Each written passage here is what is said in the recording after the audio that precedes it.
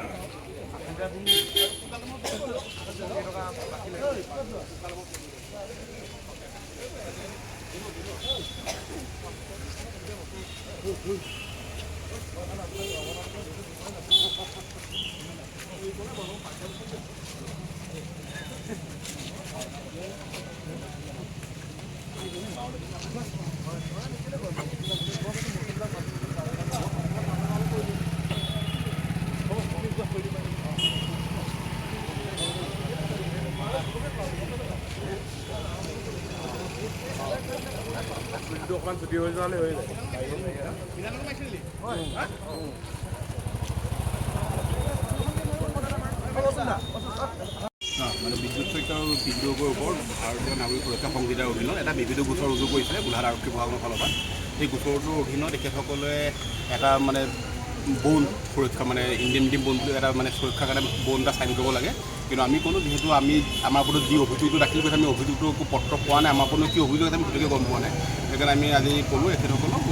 কাৰ্যবাহী দণ্ডাধীশক যে আমাক কপি এটা দিয়ক আমাৰ বিৰুদ্ধে দিয়া অভিযোগৰ, যাতে আমি তাৰ এটা উত্তৰ দিব পাৰোঁ। আৰু কাৰ্যবাহী দণ্ডাধীশে এই কথাটো শুনি পেলাই আমাক এটা তাৰিখ ধাৰ্য কৰিছে আৰু আমাক এটা কপি প্ৰদান কৰিব। একৰ্ডিংলি আমি তাৰ উত্তৰটো যথাযথ সময়ত দাখিল কৰিম আদালতত। মই মৌচুমদাৰ আৰু মৌচুমদাৰ টীমক ধন্যবাদ জনাইছোঁ। আৰু মূল কথাটো হৈছে যে আপোনালোকে জানে আমি পৰহি দিনা প্ৰতিবাদ সাব্যস্ত কৰিছিলোঁ আৰু সাব্যস্ত কৰি আমি কৈছিলোঁ যে যিহেতু যোৱাকালি দেশৰ প্ৰধানমন্ত্ৰী নৰেন্দ্ৰ মোদী ডাঙৰীয়া আমাৰ গোলাঘাটলৈ অহাৰ কথা আছিল আৰু ইতিমধ্যে আহি গ'ল। আপোনালোকে জানে আমি এটাই কথা কৈছিলোঁ যে নৰেন্দ্ৰ মোদী ডাঙৰীয়াক লৈ আমি কেইটামান প্ৰশ্ন উত্থাপন কৰিছিলোঁ যে আপোনালোক সকলোৱে জানে যে নৰেন্দ্ৰ মোদী ডাঙৰীয়াই 16 মে'ৰ পিছত বিদেশী অসমৰ পৰা খেদিম বুলি কৈছিলে, কিন্তু নেখেদি এতিয়া তেওঁলোকে দুটা ধৰণেৰে বিদেশী আনিব বিচাৰিছে। প্ৰথম কথা হৈছে যে তেখেতলোকে প্ৰত্যেকখন জিলাৰ DCSP-লৈ 17 জুলাই তাৰিখে এখন নটিচ দিছে। নটিচত কোৱা হৈছে যে যিমানবিলাক অমুছলমান মানুহৰ গোচৰ সন্দেহযুক্ত নাগৰিক হিচাপে চলি আছে সেই গোটেই গোচৰবিলাক উঠাই ল'ব লাগে আৰু সেই হিচাপত একেদিনাই 69,500 মানুহৰ কেছ উঠাই লোৱা হৈছে, যিসকল হিন্দু বাঙালী লোক, তেওঁলোক বিদেশী লোক, তেওঁলোকৰ গোচৰ উঠাই লোৱা হৈছে। কাৰণ আপোনালোক সকলোৱে জানে সেইটো RSS BJPৰ এজেণ্ডা যে তেওঁলোকে এখন হিন্দু ৰাষ্ট্ৰ বনাব বিচাৰে। গতিকে মুখ্যমন্ত্ৰীয়ে কেন্দ্ৰৰ নিৰ্দেশত সেই ধৰণে DCSP-লৈ নটিচ দি বিদেশীসকলৰ গোচৰ উঠাই লোৱাৰ আমি বিৰোধিতা কৰি নৰেন্দ্ৰ মোদী ডাঙৰীয়াক প্ৰশ্ন কৰিছিলোঁ যে 16 মে'ৰ পিছত যদি বিদেশী যাব বুলি কৈ এতিয়া বিদেশী কেনেকৈ আনিছে আপোনালোকে। দ্বিতীয়তে আপোনালোকে জানে ইমিগ্ৰেশ্যন এণ্ড ফৰেনাৰ্ছ এক্সামশ্যন অৰ্ডাৰ 2025ৰ জৰিয়তে 2014 চনৰ 31 ডিচেম্বৰ যিটো কাট অফ ডেট দিয়া হৈছিলে সেই ডেটটো পিছুৱাই 2024 চনৰ 31 ডিচেম্বৰলৈকে কৰি দিয়া হৈছে। অৰ্থাৎ বাংলাদেশ, আফগানিস্তান আৰু পাকিস্তান লগতে নেপাল আৰু ভূটানো সংযোজন কৰি দিয়া হৈছে। এই 5খন দেশৰ পৰা ভাৰতবৰ্ষলৈ বা অসমলৈ অহা